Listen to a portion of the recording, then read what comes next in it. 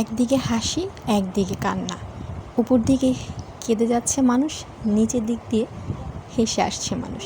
এই হলো এয়ারপোর্টের দৃশ্য। গিয়েছিলাম এয়ারপোর্টের ভিউটা নিলাম, সাথে দেখলাম কত মানুষের কত চিত্র। সবাই অবশ্যই শেষ পর্যন্ত দেখবেন। উপর দিকে কত মানুষ কান্না করছে, কি একটা অবস্থা, আমার কাছে খারাপ লাগছে। আর নিচের দিক থেকে সবাই হেসে হেসে আসছে, ফুলের তোড়া নিয়ে, আরও কত কিছু, তাই না? খুব ভালো লাগে এসব দৃশ্য।